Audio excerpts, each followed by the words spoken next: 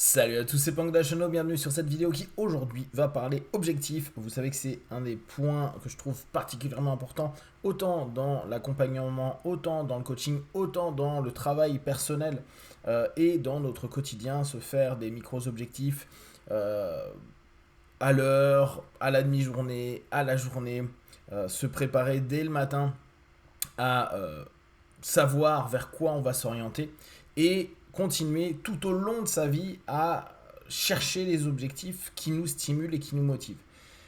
Ça paraît anodin, mais plus on prend de l'âge, plus on a obtenu des choses dans la vie, moins on a d'objectifs parce qu'on a déjà atteint la majeure partie des choses qui nous intéressent ou des expériences qu'on souhaitait vivre.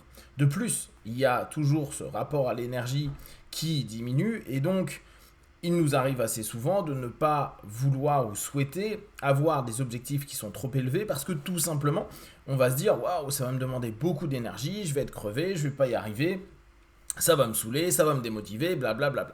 Donc, avoir des objectifs qu'on arrive à maintenir à long terme ou qu'on arrive à renouveler alors que physiquement, psychiquement, parfois on est moins rempli d'énergie, moins en phase, c'est toujours un peu complexe. Et j'en discutais avec ma mère, puis avec Dao d'une autre façon.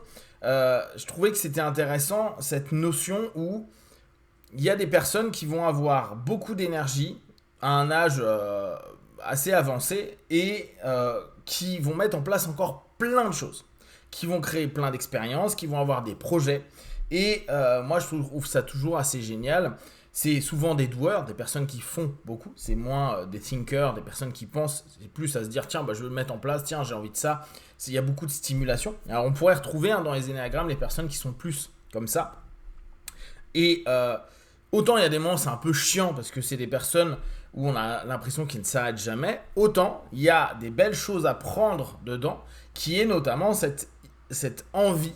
Et il y a beaucoup d'envie, de désir, d'avoir des objectifs et de mettre en place rapidement les objectifs. Et on a toujours l'impression que ces personnes-là ont une énergie affolante et que jamais ils s'arrêtent. Mais c'est parce qu'ils ont des objectifs, parce qu'il y a des choses qui leur donnent envie, parce qu'il y a des choses qui les stimulent, que derrière, ils foncent vers les objectifs. Je lisais encore, je crois que c'était hier ou avant-hier, un article et j'aimais bien. Non, c'était en écoutant un speech de Art Williams, qui est un gars assez connu aux États-Unis, qui avait fait un super speech sur fais-le. Justement, c'est un doueur lui. Donc son truc c'est Do It et c'est Art Williams et je trouve c'est un vieux speech des années 80 mais qui est assez cool. Et j'écoutais d'autres choses que disait Art Williams. Il y avait une idée que j'aimais bien qu'il a partagée, c'est de dire que c'est facile d'être motivé pendant un an, même pendant 6 mois. C'est facile d'être motivé 1 an, 2 ans, 5 ans. C'est beaucoup plus difficile de l'être sur des décennies. Or, pour lui, les personnes qui sont vraiment exceptionnelles, c'est pas les personnes qui font des trucs incroyables sur 3, 4, 5 ans. Nous, on le voit beaucoup en sport, des gens qui montent très vite, qui vont très haut. Il y a des gens qui créent leur boîte en 4, 5 ans et ça devient une méga start-up. C'est plus une start-up en l'occurrence, une méga grosse boîte. Et lui mettait en avant que ouais, c'est super, c'est cool. Lui, c'est un entrepreneur. Mais l'idée, c'est de pouvoir maintenir encore cette envie, ce désir. Donc ces objectifs vers des objectifs et être tout le temps aussi motivé, être autant dans l'envie. Et ça, je trouve que c'est assez génial comme notion de se dire, est-ce que vous êtes capable de tenir l'envie que vous avez maintenant ? Vous savez, l'envie du premier jour, ce truc quand vous parle d'un projet ou qu'il y a une idée et que vous sentez tout votre être qui est stimulé. Est-ce que dans 6 mois, vous allez avoir la même stimulation ? Est-ce que dans 10 ans, vous aurez la même stimulation ? Est-ce que vous avez eu des objets de convoitise, d'envie, de désir, d'orientation, d'objectifs qui vous tiennent depuis 5 ans, 10 ans, 20 ans, 30 ans. Il y en a, c'est par rapport à du matériel, à se dire je veux une grande maison et c'est leur rêve. Et parfois quand ils l'ont, après c'est un peu dingue. Alors ce qui est cool, c'est que ça peut demander un paquet d'années d'avoir la maison, quoi, cool entre guillemets. Donc c'est hyper intéressant, je trouve, comme notion et comme approche de se dire l'envie, le désir pour nos objectifs. Et bien sûr, il y a des objectifs dont on n'a pas vraiment envie, mais qu'on va devoir quand même faire. Donc on va explorer et exploiter notre énergie pour aller vers le résultat et mettre en place cet objectif, mais ça ne va pas nous donner plus de plaisir que ça.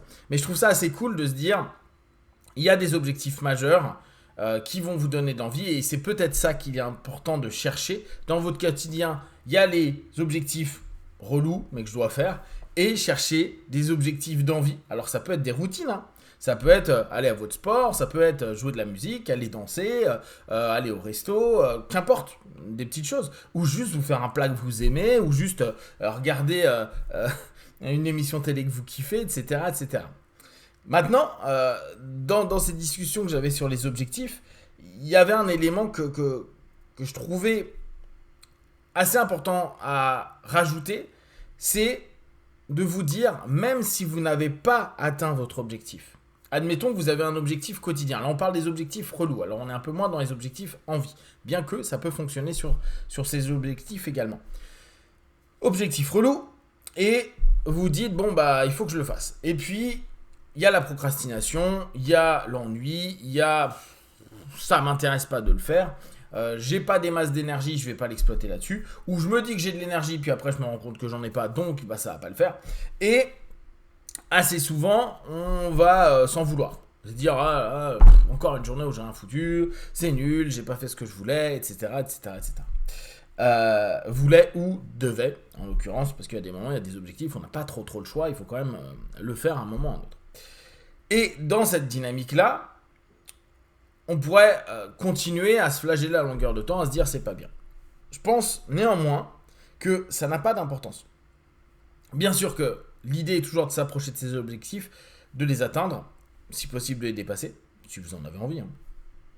Néanmoins, il est beaucoup plus utile pour les personnes qui vivent et parfois qui s'ennuient un peu dans leur quotidien ou qui sont fatigués d'avoir des objectifs. Parce que même si demain, c'est le même objectif, tu as quand même quelque chose à faire, tu as quand même quelque chose vers quoi t'orienter. Or, une des pires choses, en tout cas, moi, ce que je remarque souvent en thérapie, en accompagnement, et qu'on voit beaucoup chez les personnes qui tendent à devenir dépressives, c'est que plus rien les anime, plus rien ne les intéresse.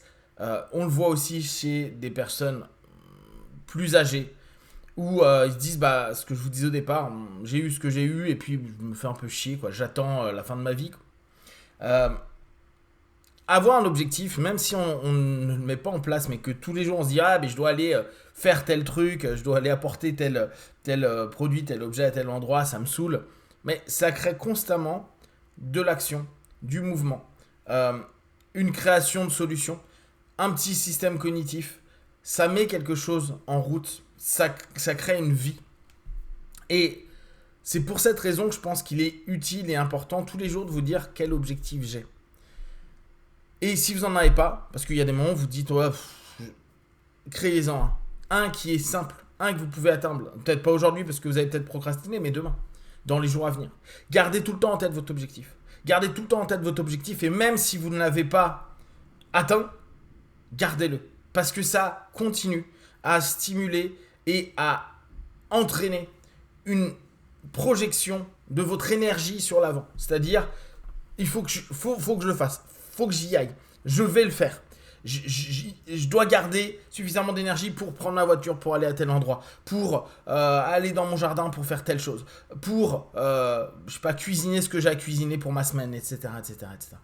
Cette notion de maintenir un objectif, de créer et de le maintenir, de rester fixé dessus, même si vous ne l'atteignez pas, mais à tout le temps chercher à l'atteindre, va vous faire davantage avancer, va être beaucoup plus intéressant sur les années. Et là, je ne parle pas d'objectifs énormes, hein, mais de petites choses du quotidien, de petites choses à la semaine, de petites choses au mois, qui vous permettront d'être tout le temps dans une stimulation, une action. Et quand vous ne le faites pas, vous pourrez toujours vous dire, ok, je le ferai demain, et ça continue à nourrir un objectif, ça continue à structurer un ensemble de désirs, d'envies. Peut-être aussi, vous allez trouver des objectifs alternatifs, genre j'aime pas faire ça, mais vu que j'aime pas faire ça, bah, j'ai un objectif aussi de me prendre un quart d'heure, 1 heure, 2 heures pour faire un truc que j'aime. Et c'est justement en créant cette constellation d'objectifs que vous allez vous donner du positif dans le quotidien, de l'envie dans le quotidien, avancer dans votre quotidien, qu'importe votre âge, qu'importe votre condition, juste continuer sur ces éléments-là. Si vous avez des questions, des remarques, partagées sur Facebook, YouTube, j'y répondrai le plus rapidement possible. Comme d'habitude, de tout ce que je propose, ne prenez que ce qui est bon et juste pour vous tester, observer, analyser et conclure. Be one. Ciao.